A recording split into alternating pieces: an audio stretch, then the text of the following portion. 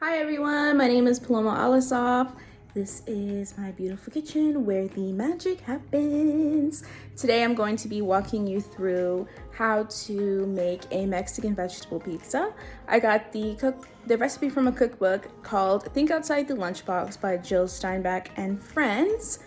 It ended up being so delicious. It's a plant-based recipe, no meat is involved, and you're looking for ingredients that are more sustainable. You don't want to use like anything that's foil related because it's not the best for the earth. I learned that, which was amazing. And I ended up making 2 little baby pizzas, and I was like, who's gonna eat all this pizza? It's so much pizza. But there were no leftovers, and my husband and I ate it all, and I was like, oops. But at the same time, they were small pizzas, so who cares? Plus they were so good, so again, who cares? Anyways, I hope you enjoy this video, and I hope you get to make the recipe yourself. Thanks. So here I'm basically going to just kind of take you through the process of cutting my vegetables and putting them all together, having my bowls all set up. Here's a little cool trick I learned. You cut off both ends of the bell pepper and then you kind of slice it apart from the skin, and then whenever you cut it in half, the inside comes out easier. And that was something that I learned in school, which I thought was pretty neat because I don't know what I was doing before, but clearly I was doing it wrong. So according to the recipe, you are to cut your bell pepper into strips. So here I go, just cutting out my bell peppers and setting them aside.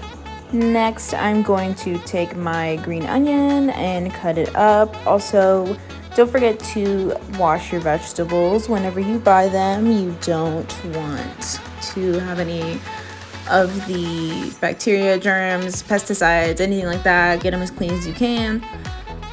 Chop up your green onion into these little pieces, and this is for the topping, so you're not going to put this on the pizza as it's cooking, so you can kind of just set it aside in the bowl.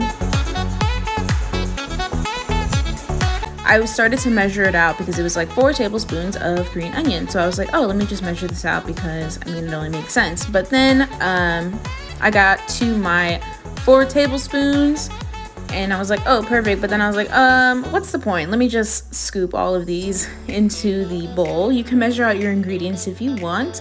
And then I decided to add an extra green onion because why not? The more the merrier.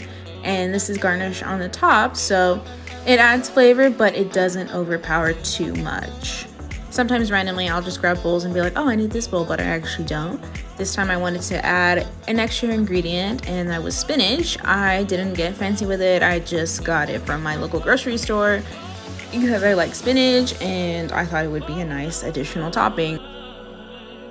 And for the recipe, it calls for cashew cheese, but it was very difficult finding it, so I just got a plant-based vegan cheese, mozzarella cheese, and then I just got any thick and mild chunky salsa that I thought looked good.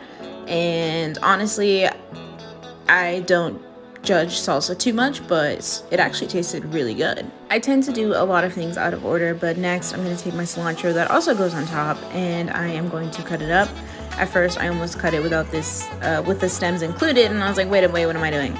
Also, I learned that it's easier to cut if you kind of roll it up into a little bunch, and it honestly does make it easier. But again, this is garnish on the top. You don't have to get too fancy with it. You can kind of cut it as small or as big as you like it. I decided to mix it in with my green onion. You need 10 tablespoons of tomato sauce, and here are my little baby cans. Everything I got was from Whole Foods. You want to use tomato paste, not tomato sauce. Here I am going to sprinkle my counter with some flour. It tells you that you can buy a New York style crust, but maybe I was looking in the wrong places. Maybe I wasn't doing right, but for whatever reason I had a hard time finding a New York crust, so I decided to use my own dough. Well, not my dough, but I bought the dough from Whole Foods. You know, you want to let your dough warm up so it like stretches better 30 minutes prior to cooking, so I let it warm up. And so that's me just trying to get it spread out the best I can, but I tried my best and it turned out pretty good. As I was trying to flatten it out, I was like, oh, I could use a rolling pin, but then I was like, wait a minute, I don't have a rolling pin. So instead I decided to use my hydro flask, my reusable bottle, and as a rolling pin, so I floured it up a little bit. And to be honest, it worked out pretty well. If you haven't noticed already, I still am learning how to work with pizza dough, but it's still so much fun and I can spread it out and it looks perfect. And then when I added it into my pan that I had actually dusted with flour, I realized, oh no, it got a little bit smaller again because I picked it up. So let me just mess with it again. Maybe I messed with it a little bit too much, so I brought out my hydro flask once again. It was still so much fun, and I thought I was pretty smart for using my hydro flask. Next, once you've got it spread out, you're gonna want to add your tomato paste. The recipe calls for 2.5 tablespoons of tomato paste. Here, I decided to kind of wing it. The next step is to cover the pizza with bell pepper strips.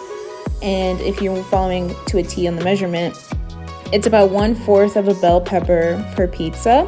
This is a little baby pizza. I ended up making 2. And then next, you're supposed to add your cheese, but this is where I add in my spinach that I decided to add into the recipe. It doesn't call for spinach, but I do like spinach and it always pairs nicely.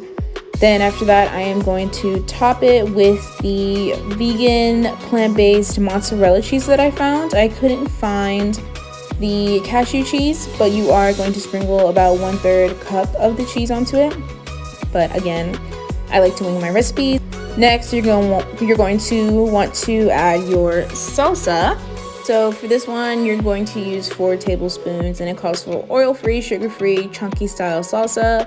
This salsa is all natural. The ingredients are 100% organic. After you bake your pizza for 13 to 15 minutes at 400 degrees, this is the result. I thought it was amazing. You can kind of see the smoke.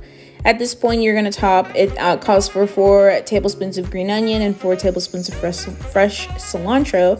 But as I've said before, I'm just kind of winging it here because this is a new recipe for me. So I tried to use a little less, but at the same time, a little more, if that kind of makes any sense. When working with your own dough, it doesn't always turn out perfect, but here are my 2 little pizzas. My husband was a taste tester and he loved it.